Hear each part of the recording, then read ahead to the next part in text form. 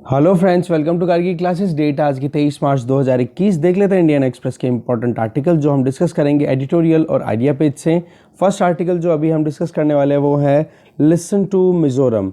अभी हमें पता है म्यांमार में मिलिट्री कू हो रखा है, तो उसके चलते वहाँ पर डेमोक्रेसी को तार तार कर दिया गया है। तो वहाँ के जो लोग हैं वो इंडिया के जितने भी नॉर्थ ईस्टर्न स्टेट्स हैं उनके साथ जब बॉर्डर शेयर हो रही है तो उनमें से मेजरली मिज़ोरम वाला जो स्टेट है ना, वहाँ पर वो रिफ्यूज़ करके आ रहे हैं, अपनी जान बचा करके आ रहे हैं। जो प्रो डेमोक्रेटिक लोग हैं म्यांमार में, वो इंटरनेशनल बॉर्डर को क्रॉस करके मिज़ोरम में आ रहे हैं।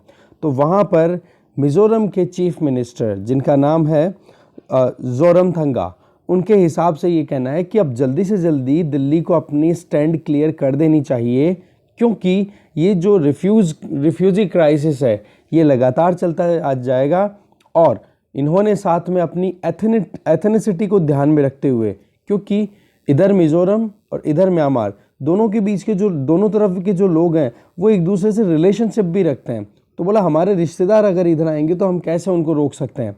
जबकि दिल्ली की तरफ से क्या स्टेटमेंट गए हैं कि जो भी इधर से माइग्रेंट्स आ रहे हैं या फिर रिफ्यूजीज आ रहे हैं उनको आप रोको, आने मत दो इधर। ठीक है, तो इस मुद्दे को एक बार जानेंगे। दूसरा आर्टिकल हमारे सामने है बैंकेबल आइडिया।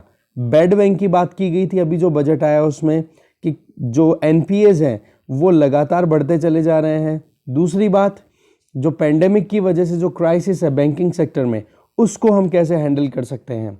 तो उसी के लिए ये bankable idea, that means bed bank जो है वो स्ट्रेस एसेट को एक तरीके से हैंडल करेगा। वो हैंडल करने का एनालिसिस यहाँ पे बताया जा रहा है, तो जानेंगे इस आर्टिकल को भी। इसके अलावा नीचे के जो दो आर्टिकल है, कोड ऑफ इक्वालिटी और दूसरा है आपका labour wrongs. Code of equality में सुप्रीम कोर्ट ने अभी जुडिशरी को गाइडलाइंस दी है कि भाई जो आप लैंग्वेज यूज करते हो कोई भी वर्डिक्ट देने में, पर्टिकुलरली उन केसेस में जो कि सेक्सुअल क्राइम से रिलेटेड है, उनकी लैंग्वेजेस को आप सोबर बनाओ। वहां पर जेंडर स्टीरियोटाइप और पेट्रियार्की का रोल जो है वो आप कंट्रोल में लेकर के आओ। नहीं तो फिर बाद में जो इक्वालिटी, जेंडर बेस्ड इक्विटी आप मेंटेन करना चाह रहे हो इंडियन कॉन्स्टिट्यूशन के पॉइंट ऑफ व्यू से, वो मेंटेन नहीं हो पाएगी। तो एक बार इसको आप खुद देखेंगे, हम आर्टिकल को डिस्कस नहीं करेंगे। इधर लेबर रॉन्ग्स, अभी रिसेंटली आपको एक न्यूज़ पता होगी कि एक जोमेटो वर्कर और बेंगलुरु का केस है। जोमेटो वर्कर और उससे ऑर्डर करवाया गया जो एक इंडिविजुअल लेडी, तो उनके बीच का जो कॉन्फ्लिक्ट था उसको लेकर के ये आर्टिकल है। बोले गिग इकोनॉमी हमारे यहाँ पर अब रियलिटी बन गई है। गिग इकोनॉमी का मतलब हो गया कि जहाँ पर लेबर्स जो हैं जब जरूरत हो तब ऑन डिमांड अवेलेबल होते हैं, पे रोल पे या परमानेंट एनरोल्ड नहीं होते हैं, राइट। तो जोमेटो हो गई, ओला, उबर, ये सारी क्या है, गिग इकोनॉमी को ही रिप्रेजेंट कर रही है। तो इस आर्टिकल में ये बताया कि इनको बहुत ज़्यादा परेशानियों का सामना करना पड़ता है, क्योंकि इनको वर्कर्स की तरह ट्रीटमेंट नहीं मिलता। किनको, ये जो जोमेटो में, उबर में, इनमें काम करने वाले जो लोग हैं, ओके, तो इनको बहुत ज़्यादा हार्डशिप का सामना करना पड़ता है। उसी को यहाँ पे बताया जा रहा है। साथ में ये भी बता रहे हैं कि जो अभी जो कोड ऑन सोशल सिक्योरिटी पास किया है इंडियन पार्लियामेंट ने, ठीक है, वो कहीं ना कहीं एक प्लेटफॉर्म का कारण बन सकता है, प्लेटफॉर्म बन सकता है जहाँ पर इस गिग इकोनॉमी में काम करने वाले जो लेबर्स हैं उनकी सोशल सिक्योरिटी वेलफेयर को इंश्योर किया जा सके। तो आप एक बार खुद पढ़ोगे, हम डिस्कस नहीं करेंगे, ये भी हम डिस्कस नहीं करेंगे। इसके अलावा आइडिया पेज से हम एक आर्टिकल डिस्कस करेंगे, that is the tale of two frontiers. एक तरफ नॉर्थ वेस्ट जहां से पाकिस्तान, एक तरफ ईस्ट जहां हम बांग्लादेश, दोनों से रिलेशन किस तरीके से मेंटेन करके चल रहे हैं। आज बांग्लादेश इंडिया के जो रिलेशन है वो पीक्स पर चल रहे हैं, तो पाकिस्तान के साथ में हमारे रिलेशन बिल्कुल बॉटम डाउन तक पहुंचे हुए हैं। वो तो चलो ठीक है कि अभी जो आर्मी चीफ हैं बाजवा, उनकी तरफ से जो स्टेटमेंट आ रहे हैं वो कहीं ना कहीं एनकरेजिंग है, एक सिग्नल है, बट रियलिटी ये है कि क्या वाकई में उसमें सक्सेसफुल हो पाएंगे इंडिया और पाकिस्तान। तो इस आर्टिकल में हम देखेंगे कि इंडिया बांग्लादेश रिलेशनशिप से हम क्या लर्न करके अप्लाई कर सकते हैं इंडिया पाकिस्तान रिलेशनशिप में। तो दोनों फ्रंटियर्स के बारे में जानेंगे, अच्छा आर्टिकल है। बाकी ये बिल्कुल डिस्कस नहीं करेंगे, और नीचे वाला आर्टिकल भी हम डिस्कस नहीं करने वाले हैं, आप देख सकते हो खुद से। अब देख लेते हैं तीन आर्टिकल से एक एक को डिटेल में। First article, listen to Mizoram. देखो, फॉरेन पॉलिसी की अगर बात करें, दिल्ली की अगर फॉरेन पॉलिसी की अगर बात करें, तो हमारे यहाँ पर ये बनाई जाती है दिल्ली में बैठ करके, ना कि स्टेट कैपिटल में। ओके, अभी जो डेवलपमेंट देखे जा रहे हैं मिजोरम में, उनको देखते हुए मिनिस्ट्री ऑफ एक्सटर्नल अफेयर्स ने ये कहा, मतलब अपनी तरफ से जो कुछ भी उनके तरीके हैं काम करने के, वो इग्नोर नहीं कर सकते हैं कि मिज़ोरम में क्या डेवलपमेंट हो रहे हैं।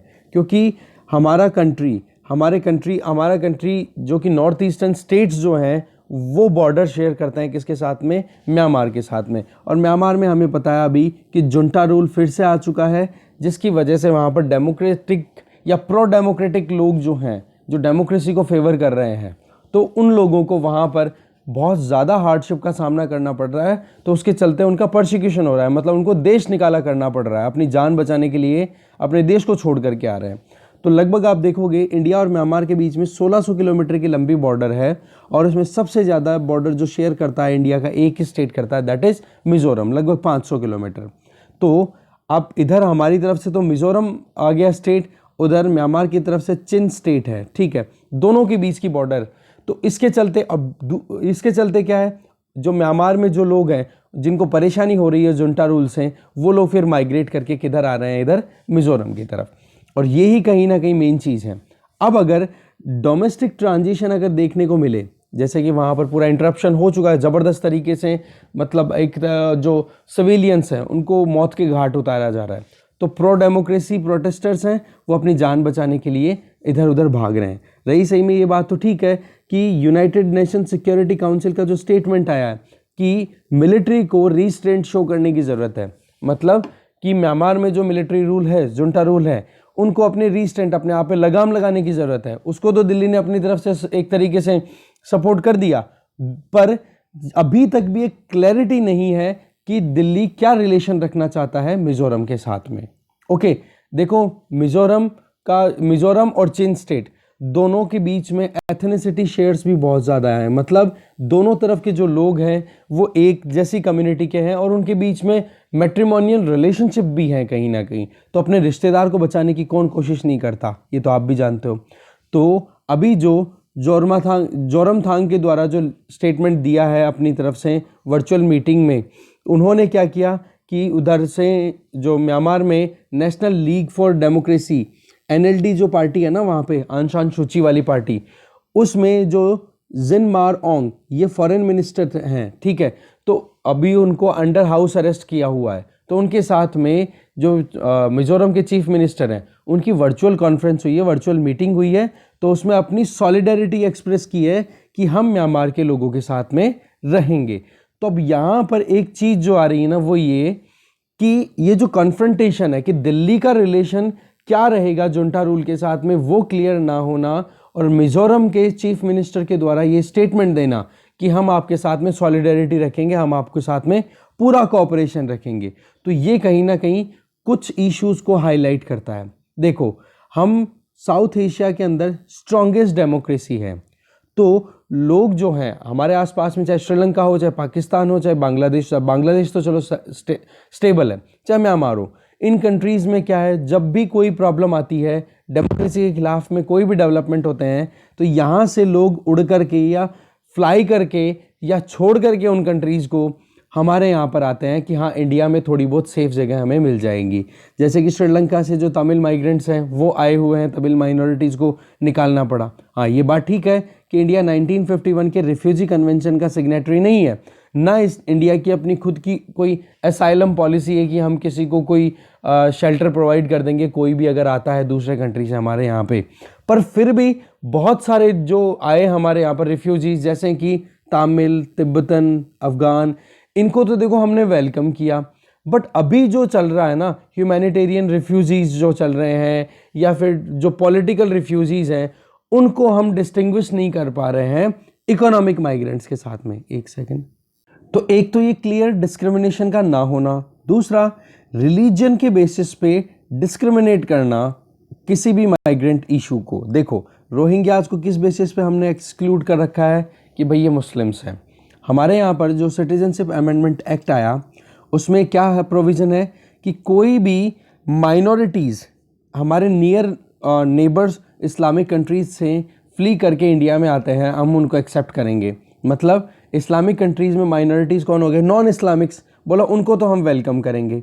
बाकी जो इस्लामिज़म के ही दूसरे कोई सेक्ट हैं या फिर दूसरे कोई और दूसरा सेक्शन है, वो अगर माइग्रेट करके इंडिया में आता है तो उसको भी हम एक्सेप्ट नहीं करेंगे। साथ में ये चीज़ कि कन्फ्यूज़न बहुत ज़्यादा है इंडिया के यहाँ पर, कि हम यहाँ पर बात तो करते हैं नॉन रीफाउलमेंट की, मतलब कि हमारे ये एक ऐसा प्रिंसिपल है जिसमें हम ये कहते हैं कि हम हमारे यहाँ पर आए हुए रिफ्यूजीज़ को दोबारा नहीं भेजेंगे उनके कंट्रीज़ में जहाँ पर उनको देश निकाला देखना पड़ा।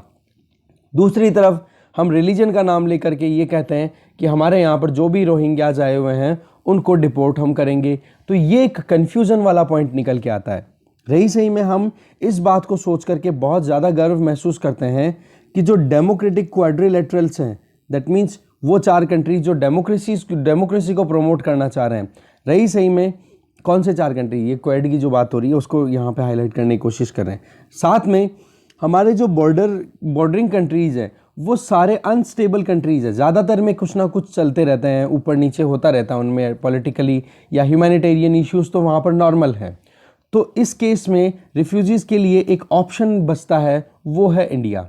अब दिल्ली की एक ज़रूरत है कि मिज़ोरम की जो बात है उसको अटेंशन में ले और उस पर ध्यान से फिर बाद में काम किया जाए और एक स्ट्रेटेजिकली और सिक्योरिटी टर्म्स पे फिर काम किया जाए। देखो, नॉर्थ ईस्ट इंडिया की जो लुक ईस्ट पॉलिसी है या फिर एक्ट ईस्ट पॉलिसी है उसके लिए बहुत इम्पॉर्टेंट है और हमारा कंट्री, हम या फिर दिल्ली बिल्कुल भी अफोर्ड नहीं कर पाएगा कि अगर मिजोरम जैसे बॉर्डरिंग स्टेट के कंसर्न्स को हम इग्नोर करें।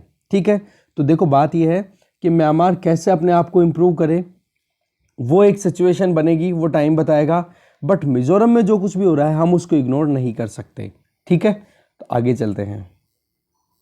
नेक्स्ट है the tale of two frontiers. Article लिखा है सी राजा मोहन ने।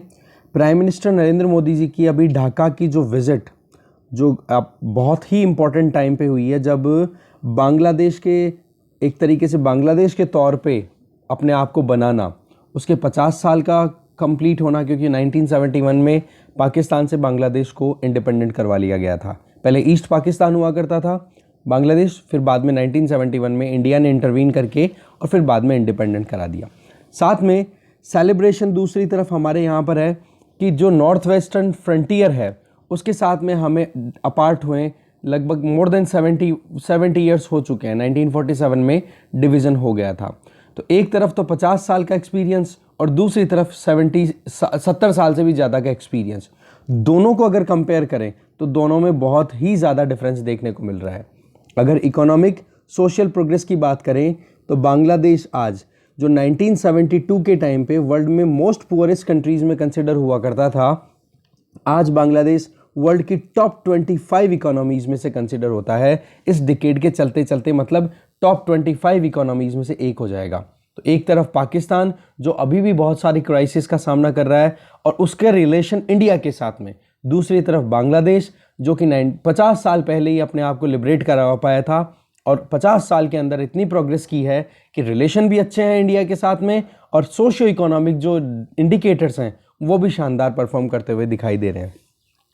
ये टाइम आ गया है कि हमें इन डीपर रिफ्लेक्शंस को थोड़ा स्टडी करें इनके बारे में, क्योंकि 2 पार्टीशन हो गए हमारे सब कॉन्टिनेंट के, साउथ एशियन सब कॉन्टिनेंट के 2 पार्टीशन। एक तो 75 साल पहले जब इंडिया पाकिस्तान के बीच में और 1947 में, और एक 50 साल पहले जब 1971 में ईस्ट पाकिस्तान और वेस्ट पाकिस्तान को डिवाइड करके वेस्ट पाकिस्तान पाकिस्तान ही रह गया और ईस्ट पाकिस्तान बांग्लादेश बन गया। तो ऐसे 2 डिवीज़न हो चुके हैं। आज दिल्ली और ढाका के बीच में जो रिलेशन है वो इतने शानदार चल रहे हैं कि दोनों के दोनों बायलैटरल और रीजनल कोऑपरेशन को लगातार बढ़ाए जा रहे हैं। शेख हसीना जो कि प्राइम मिनिस्टर ऑफ बांग्लादेश हैं, तो उन्होंने बायलैटरल रिलेशन को, बायलैटरल टाइज को और ज़्यादा हाइट्स तक पहुंचा दिया है जब से वो खुद पावर में आई हैं पिछले 1 दशक में। और दूसरी तरफ अगर नॉर्थ वेस्ट की बात करें, इंडिया और पाकिस्तान रिलेशन की, उसमें देखो बहुत ही ज़्यादा मुश्किलें हैं, मतलब हमेशा डिफ़िकल्टीज़ का सामना करती रही है हमारी नॉर्थ वेस्टर्न फ्रंटियर। आज अगर थोड़ी बहुत अगर आशा की किरण देखें तो Pakistan army chief general Qamar Javed Bajwa का जो स्पीच आया है उसमें उन्होंने एक कॉन्फ्रेंस में कहा कि इंडिया और पाकिस्तान को अपनी पुरानी बातों को तो गाड़ देना चाहिए और आगे बढ़ना चाहिए।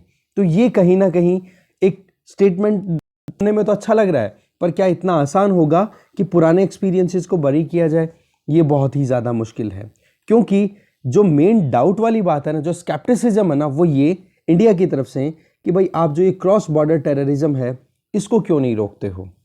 पाकिस्तान की तरफ से जो सिविलियन स्टैब्लिशमेंट है उन्होंने हमेशा से कोशिश की है कि क्यों ना इंडिया के साथ में अच्छी रिलेशनशिप बनाई जाए, बट वहाँ पर पाकिस्तान की आर्मी जो कि आज कहीं ना कहीं थोड़ी बहुत फेवर करती हुई दिखाई दे रही है बातों में तो एटलीस्ट, ठीक है, तो वो आर्मी ही कहीं ना कहीं क्रॉस बॉर्डर टेररिज्म को प्रमोट करती रही और इंडिया को कहीं ना कहीं प्रॉब्लम का सामना करना पड़ता रहा है।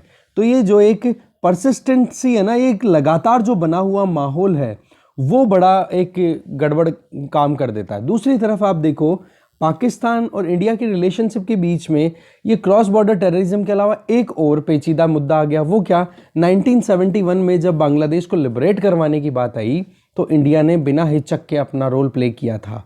तो पाकिस्तान के लोगों का ये मानना है या पाकिस्तान में डीप स्टेट का ये मानना है कि बोले पाकिस्तान के टुकड़े करवाने में इंडिया ने अपना हाथ साफ किया था। तो इसके चलते क्या है, इस्लामाबाद और ढाका इनके बीच की रिलेशनशिप भी अच्छी नहीं है, तो इस्लामाबाद और दिल्ली इसके बीच की भी रिलेशन अच्छी नहीं बन पा रही है। इवन आप देखोगे कि अभी रिसेंटली एक कॉन्फ्रेंस होने वाली थी, उस कॉन्फ्रेंस तक को कैंसिल कर दिया। 1971 का जो ईस्ट पाकिस्तान वेस्ट पाकिस्तान का जो पार्टीशन हुआ था उसके ऊपर जो कॉन्फ्रेंस थी। तो कहने का मतलब ये है क्रॉस बॉर्डर टेररिज्म। और दूसरी बात आ गई, ये तो इंडिया का कंसर्न है, कश्मीर वाला मुद्दा चलो ठीक अब की बार हाईलाइट नहीं किया, बट कश्मीर वाले मुद्दे पर भी लगातार पाकिस्तान इंडिया की मतलब हमेशा बेइज्जती करने में कभी पीछे नहीं हटता या फिर बातें उठाता रहता है अपने जो अलाइज हैं, जैसे कि चाइना का सपोर्ट लेकर के यूनाइटेड नेशन सिक्योरिटी काउंसिल में। देखो इंडिया एक तरफ अपना एक सेलिब्रेशन कर रहा है कि जो सेकंड पार्टीशन जो हुआ 1971 में 50 साल पहले, उसको इंडिया पार्टिसिपेट मतलब एक तरीके से सेलिब्रेट कर रहा है और साथ में ढाका के साथ में अपने रिलेशन अच्छे कर रहा है। दूसरी तरफ अगर देखें, चाहे माइनॉरिटीज़ के राइट की बात करो, क्रॉस बॉर्डर मूवमेंट की बात करो या फिर रिवर वाटर शेयरिंग की बात करो, हर एक सिनेरियो में हर एक पॉइंट पर इंडिया और बांग्लादेश कोऑपरेट करते हुए दिखाई दे रहे हैं। बस हाँ, थोड़ा सा अगर देखें तो हमारे यहाँ पर जो पॉलिटिकल इश्यूज़ हैं, डोमेस्टिक पॉलिटिकल इश्यूज़ हैं बांग्लादेश की तरफ से भी और इंडिया की तरफ से भी, उनके चलते थोड़ा बहुत असर आ जाता है दोनों के रिलेशनशिप में। बाकी अगर ओवरऑल देखे जाए तो रिलेशनशिप बहुत ही अच्छी चल रही है। आज बांग्लादेश जो है वो कहीं ना कहीं डोमेस्टिक पॉलिटिक्स में अभी भी कहीं ना कहीं बहुत सारी मुश्किलों का सामना कर रहा है, क्योंकि 1971 से लेकर अभी तक का जो टाइम है ना, उसमें प्रोग्रेस तो सोशो इकोनॉमिक तो हो चुकी है, बट पॉलिटिकली जैसे कि शेख हसीना की ऑपोजिशन की जो पार्टी में लीडर है खालिदा जिया, वो प्रो पाकिस्तानी है पूरी की पूरी। जबकि बांग्लादेश में हमें पता है कि ये लिबरेशन क्यों हुआ 1971 में, क्योंकि वेस्ट पाकिस्तान जो कि उर्दू स्पीकिंग लोग ज़्यादा थे वो अपनी आइडियोलॉजी को इम्पोज करना चाह रहे थे बांग्ला स्पीकिंग ईस्ट पाकिस्तान पे। तो वो पुरानी यादें रही सही में पाकिस्तान की फेवर करने वाली जो लीडरशिप है वो कहीं ना कहीं इंडिया और बांग्लादेश के रिलेशनशिप को बेकार कर रही थी। अब जब शेख हसीना जो कि करंट अब रिजीम चल रहा है वहाँ पे बांग्लादेश में, उनकी प्राइम मिनिस्टरशिप में थोड़ा बहुत रिलेशनशिप अभी ठीक होने लगा है। तो पॉइंट क्या आ रहा है कि ईस्टर्न फ्रंटियर का हमारा एक्सपीरियंस डिफरेंट रहा है as compared to western frontier. अगर प्राइम मिनिस्टर शेख हसीना की अगर बात करें तो उन्होंने एक स्ट्रॉन्ग लीडरशिप दी है देश को, और पिछले एक दशक में इंडिया और बांग्लादेश के रिलेशनशिप आप देखो कि जिस मुद्दों को लेकर के दोनों के बीच में कंटेंशन थी, मतलब जैसे टेरिटोरियल इशू, एनक्लेव्स को एक्सचेंज करना। एनक्लेव का मतलब हो गया जैसे मान लो ये बांग्लादेश है, ठीक है, आपके सामने बना रहा हूं मैं, ये बांग्लादेश है, तो बांग्लादेश में इधर की तरफ कुछ ऐसे टेरिटरीज थी जहां पर इंडियंस रहते थे और इधर की कुछ टेरिटरीज थी इंडिया में, वहां पर बांग्लादेशी रहते थे। अब ये टेरिटरीज में केवल इंडियंस रहते ही नहीं थे, यहाँ पर रूल्स एंड रेगुलेशन भी इंडियन के ही चलते थे। अब आप एक चीज़ बताओ, इन लोगों को कोई भी काम करना हो तो ये क्रॉस करके ही तो फिर इधर आ सकते थे। बांग्लादेश में तो इनको फॉरेनर समझते थे, एग्जैक्टली ये बांग्लादेशियों के साथ हो रहा था। तो फिर सेटलमेंट करके क्या फाइनलाइज कर दिया गया कि भाई चलो ठीक है, इधर वाली टेरिटरी बांग्लादेश में जो है वो बांग्लादेश की और इंडिया में जो टेरिटरी है वो इंडिया की, और साथ में यहाँ के लोगों को ये कह दिया कि आप अगर बांग्लादेश में रहना चाहो तो बांग्लादेश में सेटल हो जाओ और इंडिया में रहना चाहो तो इंडिया की तरफ आ जाओ। तो ऐसे करके टेरिटोरियल इश्यूज को भी सॉर्ट आउट किया गया है। साथ में इंटरनेशनल ट्रिब्यूनल ने मैरीटाइम टेरिटोरियल डिस्प्यूट को बांग्लादेश के फेवर में बोला था। एक आइलैंड है, मुझे जहाँ तक कह रहा है मूर आइलैंड की बात है जहाँ तक मुझे ध्यान है। इस आइलैंड के ऊपर मतलब डिस्प्यूट था इंडिया और बांग्लादेश, बे ऑफ बंगाल में है ये, इंडिया और बांग्लादेश के बीच में। तो इंटरनेशनल ट्रिब्यूनल ने बोला कि ये बांग्लादेश की टेरिटरी है, तो उसको खुले हाथों एक्सेप्ट किया है इंडिया ने कि चलो ठीक है, बांग्लादेश को हम इस ट्रिब्यूनल के वर्डिक्ट के बेसिस पे हैंड ओवर करते हैं वो। तो एक कॉपरेशन देखने को मिलता है। बस हाँ, थोड़ा सा ये है, देखो हमारे जब प्राइम मिनिस्टर मनमोहन सिंह जी थे, यूपीए की सरकार थी, देखो वो कॉलिशन गवर्नमेंट थी। अब कॉलिशन गवर्नमेंट की वीकनेस क्या रहती है कि वो कोई भी स्ट्रॉन्ग अगर डिसीजन लेना हो ना, कोई भी स्ट्रिक्ट डिसीजन लेना हो, तो उसमें उनको 1000 बार सोचना पड़ता है, नहीं तो क्या पता सरकार गिर जाए। तो जो अभी बांग्लादेश वेस्ट बंगाल की चीफ मिनिस्टर है ममता बनर्जी, उन्होंने बिल्कुल ही अपनी तरफ से बायलैटरल डिप्लोमेसी को ज़्यादा बढ़ने नहीं दिया, चाहे वो तीस्ता वाटर एग्रीमेंट की बात करो या एनक्लेव एक्सचेंज की बात करो। दूसरी तरफ आज जो रूलिंग पार्टी है बीजेपी, वो प्रीवियस लीडरशिप के टाइम पे इतना अच्छा काम नहीं कर पाई थी, या फिर दो बायलैटरल रिलेशनशिप को और ऊंचाइयों तक ले जाने में कहीं ना कहीं रोड़े लगा रही थी, क्योंकि ऑपोजिशन में बैठे थे ना हमारे ये बीजेपी वाले। दूसरी तरफ अभी बीजेपी का जो मेन रूल है वो कहीं ना कहीं बिना कोई डर के आगे आ रहा है और लगातार अपनी बायलैटरल रिलेशनशिप को और स्ट्रॉन्ग करता हुआ आगे बढ़ रहा है। तो ये जो स्टेडी इंप्रूवमेंट देखा जा रहा है बायलैटरल रिलेशनशिप में पिछले एक दशक में, ये एक ही जगह नहीं है। आप देखो ट्रांस बॉर्डर कनेक्टिविटी की बात करो, जैसे अभी रिसेंटली हमने देखा कि त्रिपुरा से लेकर के और जो चिटगोंग है या चिटाग्राम जो है बांग्लादेश में, वहाँ तक एक ब्रिज को लॉन्च किया जा रहा है। कोलकाता से ढाका के बीच में, और कोलकाता ढाका फिर अगरतला तक रेलवे ट्रैक की बात हो रही है। यहाँ पर रेलवेज का कंडक्शन हो रहा है, वाटरवेज को डेवलप किया जा रहा है, म्यूचुअल कोऑपरेशन देखने को मिला टेररिज्म को रोकने के लिए। तो आप देखो एक तरफ ईस्टर्न पाकिस्तान, ईस्टर्न बॉर्डर की तरफ तो हम क्या टेररिज्म को रोकने के लिए सक्सेसफुल हो रहे हैं बांग्लादेश का सपोर्ट लेकर के, और जबकि वेस्टर्न फ्रंटियर पे क्या हो रहा है, पाकिस्तान टेररिज्म को बढ़ावा दे रहा है। इसके अलावा रीजनल कोऑपरेशन की बात करो, चाहे BBIN की बात करो, चाहे बिम्स्टेक की बात करो, दोनों में कहीं ना कहीं एक्टिवली पार्टिसिपेट करते हैं इंडिया और बांग्लादेश साथ में। तो ये कहीं ना कहीं बायलैटरल रिलेशन को कितनी हाइट्स तक लेके गए हैं, पर अभी तक भी बांग्लादेश और इंडिया की रिलेशन इतनी ऊंचाइयों तक भी नहीं गए हैं जिसको कि हम ये कह दें कि बहुत बढ़िया है। ये तो एक शुरुआत है, अभी तो बहुत कुछ करना बाकी है। अब पॉइंट ये आ जाता है कि हम ईस्टर्न फ्रंटियर से क्या सीख करके अप्लाई कर सकते हैं वेस्टर्न फ्रंटियर पे। तो सबसे पहली चीज़ तो क्या आ जाती है राइटर के अकॉर्डिंग, देखो पॉलिटिकल स्टेबिलिटी जो है वो बांग्लादेश में अचीव हुई ना, उसकी वजह से, और पॉलिटिकल कंटिन्यूटी, कि ऐसा नहीं है कि वहाँ पर मिलिट्री कू कर रही है, कभी डेमोक्रेसी फिर मिलिट्री, फिर डेमोक्रेसी फिर मिलिट्री। तो ये प्रॉब्लम तो पाकिस्तान के साथ में है। ढाका में तो कम से कम ये जो पॉलिटिकल स्टेबिलिटी है वो बनी रही है, इसके चलते बायलैटरल रिलेशन जो है वो बहुत अच्छे बन पाए। जबकि आप इस्लामाबाद की तरफ देखो, मेन स्ट्रीम जो सिविलियंस हैं वो तो चाहते हैं कि हाँ भाई इंडिया के साथ एंगेज करें, बट मिलिट्री या फिर वहाँ पर जो प्रॉब्लम चलती रहती है टेररिज्म या डीप स्टेट वाली जो बात है, जो वहाँ के लोग हैं रेडिकल्स हैं, वो बिल्कुल भी नहीं चाहते हैं। रेडिकल तो क्या बोलेंगे, कंजर्वेटिव जो लोग हैं। इसका एग्जाम्पल दे रहे हैं कि जनरल परवेज मुशर्रफ ने कश्मीर मुद्दे को लेकर के डॉक्टर मनमोहन सिंह की सरकार के टाइम पे एंगेजमेंट शुरू कर दी थी, कश्मीर मुद्दे को हम ख़त्म करेंगे। बट उनके बाद में जब जनरल अशफाक परवेज कयानी आए, जो कि जनरल परवेज मुशर्रफ को सपोर्ट कर रहे थे उस टाइम पे, वो ये जब कयानी जैसे ही आर्मी चीफ बनते हैं पाकिस्तान के, तो इन्होंने अपना स्टैंड चेंज कर लिया और इंडिया के साथ में नेगोशिएशन को बंद कर दिया। तो एक तो देखो मुद्दा है पॉलिटिकल स्टेबिलिटी का। दूसरी बात आ जाती है कि देखो म्यूचुअल सिक्योरिटी की जब बात आती है ना, जैसे कि टेररिज्म को रोकने के लिए कॉपरेशन देखने को मिला ढाका और दिल्ली में, जबकि पाकिस्तान की तरफ से क्या होता है, आर्मी जो है वो क्रॉस बॉर्डर टेररिज्म को प्रमोट करती है, जिससे कि वो कश्मीर मुद्दे पर इंडिया को एक मतलब दबा सके, प्रेशराइज कर सके।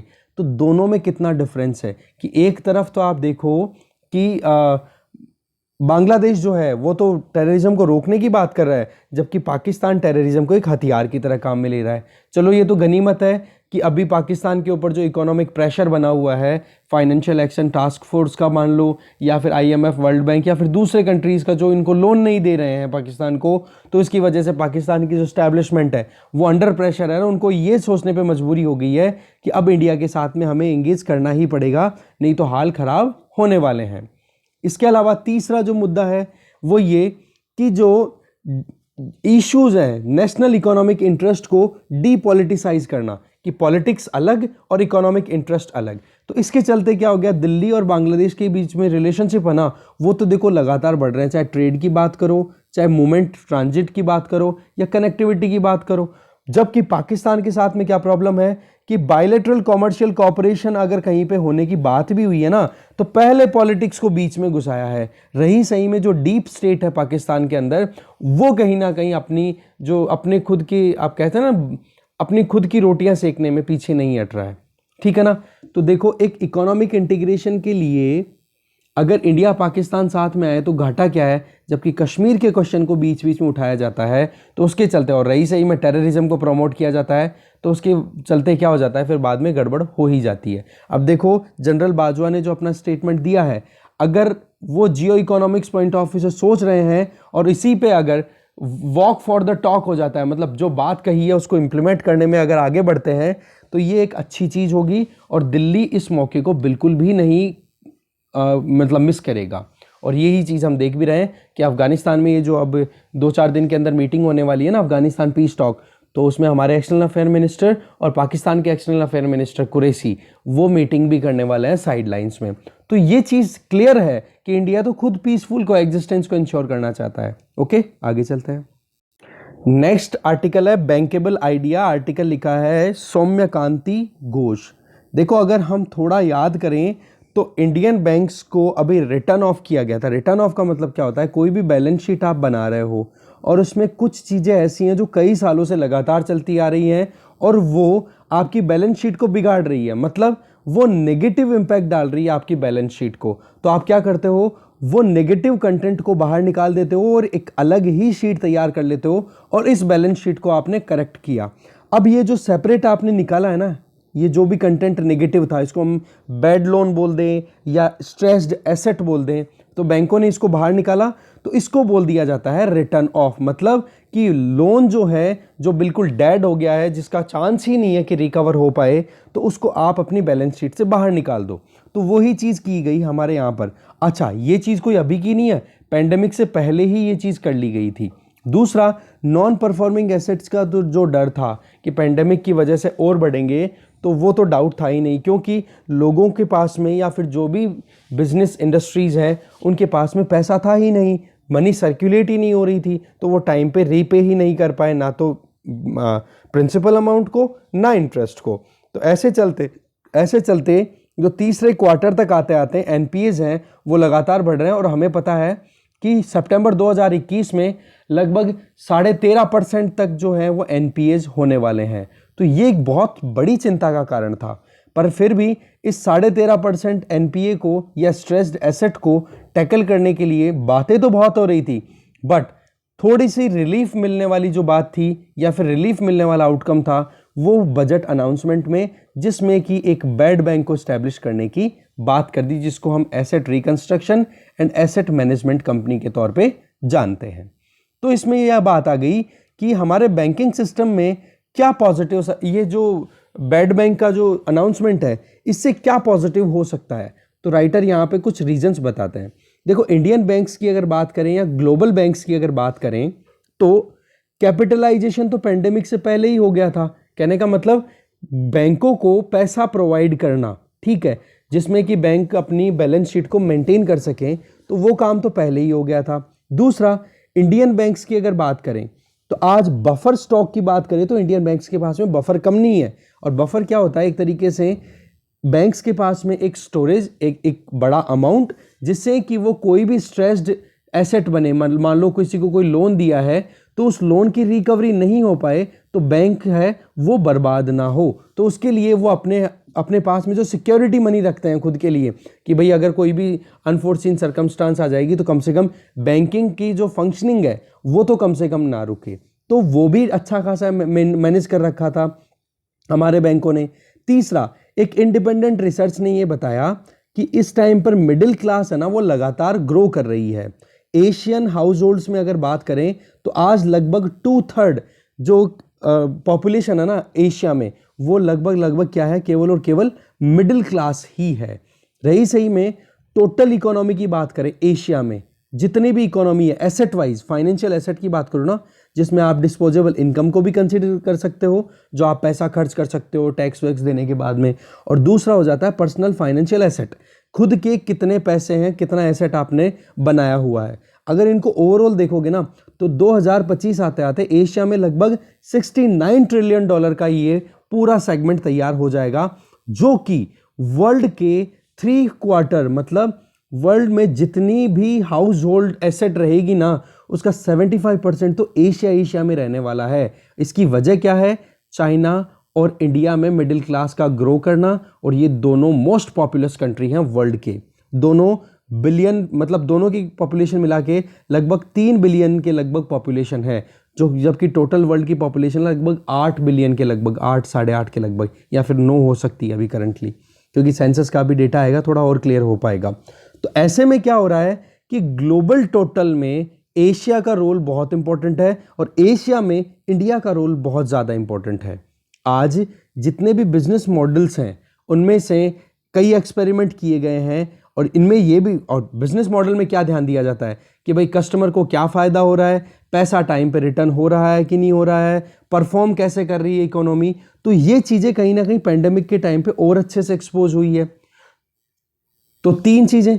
चौथा रीज़न जो है वो ये कि इंडियन बैंक्स की बात करें या आरबीआई की बात करें तो एक फाइनेंशियल डिसिप्लिन देखने को मिला है, जिससे कि आज पेंडेमिक के टाइम पे तो चलो ठीक है, लोगों को बहुत सारी परेशानियों का सामना करना पड़ा है कि वो टाइम पे रीपे नहीं कर पा रहे हैं पैसे को, बट फिर भी ऑफर दिए गए उनको कि भाई आप रिकंस्ट्रक्ट करवा लो, रीस्ट्रक्चर करवा लो अपने लोन को, जिससे कि आप टाइम बाउंड मैनर में रीपे कर पाओ। इससे क्या है, उनको क्या इंडिकेशन दिया, जैसे आरबीआई ने बैंकों को और बैंकों ने कस्टमर्स को क्या कहा कि भाई अगर आप टाइम पे पैसे रीपे नहीं करते हो तो आपकी रेटिंग डाउन चली जाएगी, या फिर आपका जो लोन का अमाउंट है वो राइज हो जाएगा।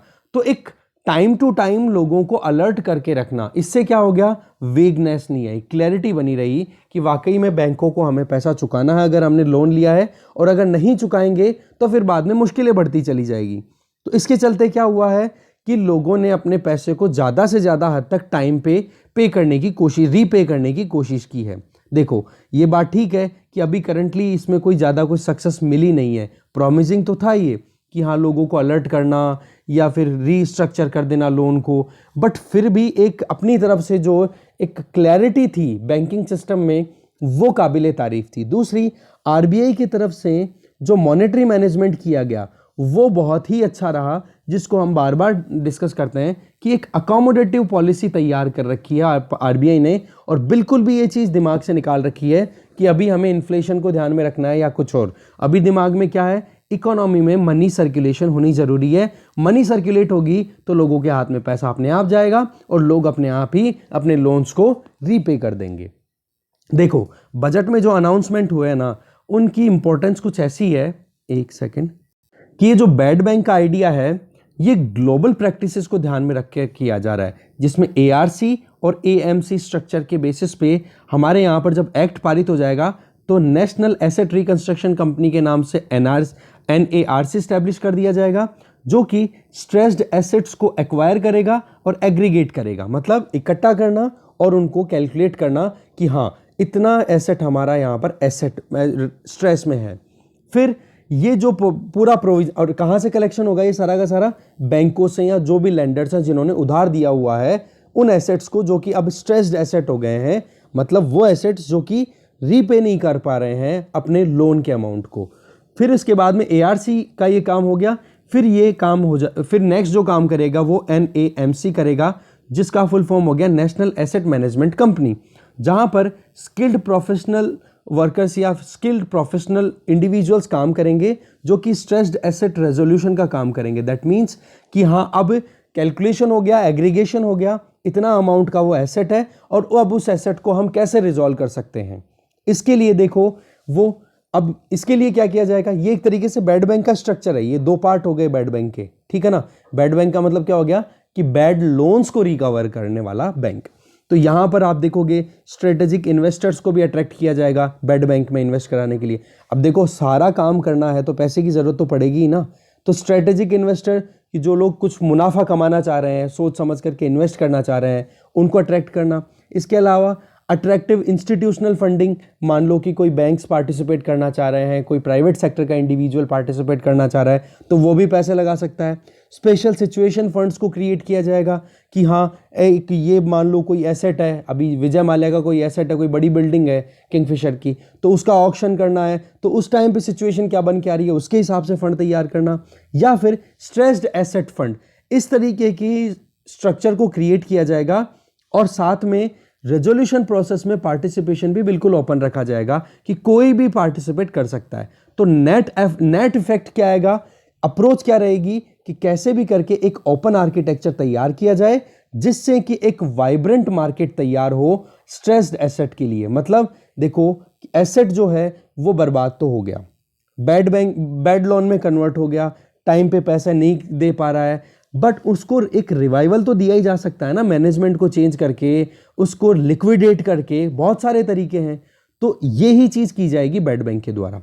अब राइटर यहां पे बता रहे हैं, एक सेकंड, कि अभी तक देखो कोई स्टडी या कुछ भी क्वांटिफाइबल एस्टिमेट तो अवेलेबल नहीं है पब्लिक डोमेन में कि मतलब कितना क्या बेनिफिट पहुंचेगा, कैलकुलेट नहीं किया जा सकता।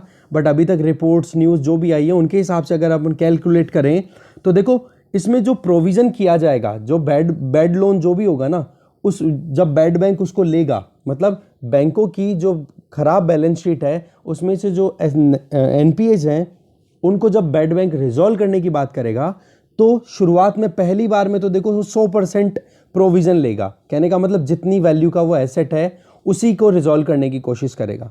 बट अगर उसमें सक्सेसफुल नहीं हो पाते हैं तो फिर नेक्स्ट जो प्रोविजनिंग होगी ना उसमें धीरे धीरे डिक्लाइन कर दिया जाएगा। जैसे मान लो नेक्स्ट के अंदर फिर 85% की प्रोविजन की बात कर ली, जैसे कि यहाँ पे एग्जाम्पल दिया हुआ है। इस एग्जाम्पल के तौर पे आप समझ पाओगे कि मान लो एक एसेट है, बैड एसेट है 400 रुपये का, उस 400 रुपये में फर्स्ट जो ऑक्शन मतलब फर्स्ट जो रेजोल्यूशन का प्रोविजन होगा ना वो किया जाएगा 100 रुपये के लिए। अब ये फर्स्ट ट्रेंच, इसको 4 पार्ट्स में डिवाइड कर दिया 100 के में, अब 100 के लिए फर्स्ट ट्रेंच की कोशिश की जाएगी। अब फिर फर्स्ट ट्रेंच के प्रोविजन को जब कंप्लीट हो जाए तो उसमें बचे हुए नेक्स्ट जो आगे जो प्रोविजन होंगे ना, आगे जो कोशिशें होंगी रिजॉल्व करने की, तो फिर बाद में 90% की बात होगी अगर 100 में सक्सेसफुल नहीं हो पाते हैं, फिर 80% की बात होगी, फिर 70% की बात होगी। कहने का मतलब पहले तो ये कि भाई जितने एसेट में रुपया लगा हुआ है ना उतने में ही उसकी रेजोल्यूशन हो जाए, उतने में ही उसको बेच बाच के या फिर मैनेजमेंट को चेंज करके और पैसे निकाल के बैंकों को दे दे। पर अगर वो नहीं हो पाता है तो फिर 100 से कम करके फिर बाद में 90 पे जाएंगे, 90 से 80 पे, फिर 70 पे, ऐसे करते करते मिनिमम 20% तक भी अगर वो रेजोल्यूशन होता है ना, मान लो 100 रुपए का ये एसेट है और 20 रुपए तक भी उसका रेजोल्यूशन होता है ना, तो भी कोशिश की जाएगी। कहने का मतलब कैसे भी करके उन एनपीएस को सेल आउट करना, उनको रिजॉल्व करना। इससे क्या होगा, बैंकों की बैलेंस शीट को थोड़ा सा इंप्रूव किया जा सकेगा। इसमें देखो जितना भी पैसा निकाला जाएगा ना रेजोल्यूशन के बेसिस पे, उस पैसे में लगभग 85% जो हिस्सा होगा ना वो तो होगा देखो सोवरेन गारंटीड सिक्योरिटी होगी, मतलब ये जो बॉन्ड्स होते हैं गवर्नमेंट जो रिलीज करती है वो होगी, और 15% केवल कैश होगा। तो ऐसे करके जितना भी रेजोल्यूशन होगा ना उस रेजोल्यूशन का 85% तो आएगा सिक्योरिटी के तौर पे और 15% रहेगा कैश के तौर पे। अब इसके फायदे क्या होंगे, देखो पहली बात तो ये हो जाएगी कि कैपिटल जो है वो कहीं ना कहीं 100% प्रोविजन किया जाएगा कि कैसे भी करके बैड एसेट को बेचो रे यार, पैसे तो निकालो कम से कम। बैंकों को तो वही बात है, कहते हैं ना भगते चोर की तो लंगोटी अच्छी है, मतलब वो बैड एसेट पड़ा पड़ा खराब हो, इससे तो बढ़िया अगर 5 साल के अंदर उसकी वैल्यू आधी हो तो आज ही उसको 75 रुपीज़ में आप बेच दो ना 100 रुपये के कंपैरिजन में, क्या प्रॉब्लम आ रही है। दूसरा, कैपिटल फ्री हो जाएगी, जो सिक्योरिटी रिसिप्ट है वो बैंकों के पास में आ जाएगी, तो बैंकों के पास में भी तो लेवरेज बनेगी ना। और तीसरा, कैश रिसिप्ट जो आएगी उससे क्या फायदा होगा, बैंकों के पास में पैसा और आएगा तो वो और लेंडिंग कर पाएंगे दूसरे प्रोडक्टिव प्रोजेक्ट्स के लिए। तो इसका मतलब क्या हो गया कि एक बैलेंस शीट को क्लियर करने के कितने फायदे हैं, यहां पर एग्जांपल साथ साथ में दे रहे हैं कि 400 रुपए को जब रिजॉल्व किया जाएगा ना बैड बैंक के द्वारा तो उसका फायदा आपको मिलेगा लगभग 526 रुपए के इक्वल। तो ये कितना मल्टीप्लायर हो गया, 1.3। तो ऐसे ओवरऑल एस्टिमेट बताया जा रहा है कि बैड बैंक अगर मिनिमम एफिशिएंसी भी काम करता है ना, कि जब 20% ही रिजोल्यूशन अमाउंट आ रहा है हाथ में तो भी लगभग 2.2 लाख करोड़ रुपए तक का अमाउंट निकाला जा सकेगा और बैंकों को उस चीज की फायदा डेफिनेटली मिलेगी अगर मल्टीप्लायर इफेक्ट की बात भी हम करें। तो देखो बहुत सारी इंटरनेशनल सक्सेस स्टोरीज अवेलेबल हैं कि जब बेड बैंक्स ने ये काम किया है और उसी के हिसाब से अगर हम काम करते हैं तो हमें भी इसका फायदा डेफिनेटली मिलेगा। तो एआरसी जो कि एग्रीगेट कर ले, कंसोलिडेट कर ले स्ट्रेस्ड एसेट्स को, और फिर एएमसी जो कि सही तरीके से डिसीजन मेकिंग करे, रिजॉल्व कर ले उन एसेट्स को, जिससे क्या होगा कि खराब खड़ी जो गाड़ियां हैं, खराब जो चल रहा, मतलब एकदम रुका हुआ जो पूरा सिस्टम है, उसको कम से कम मेन स्ट्रीम में लाया जा सकेगा। तो राइटर साथ में यही चीज बोल रहे हैं, देखो फाइनेंशियल मार्केट और रियल इकोनॉमी, अगर इन दोनों की कंडीशन अभी देखी जाए ना, तो रियलिटी तो ये है कि अभी पेंडेमिक फिर से आ चुका है, बट फिर भी एक ऑप्शन ये है कि जो इंटरनेशनल स्टैब्लिशमेंट इंस्टीट्यूशंस है उनकी तरफ से भी सिग्नल आया है कि अभी इंडियन इकोनॉमी है वो अच्छी खासी स्पीड से ग्रो करेगी। तो वो भी एक सिग्नल अच्छा है। और रही सही में जो गवर्नमेंट की तरफ से ये बेड बैंक का जो ऑप्शन लाया गया है, इसको भी इंप्लीमेंट होने में अगर टाइम नहीं लगेगा तो इंडिया को इसका फायदा डेफिनेटली मिलेगा। तो डिस्कशन यही खत्म है। Thank you very much.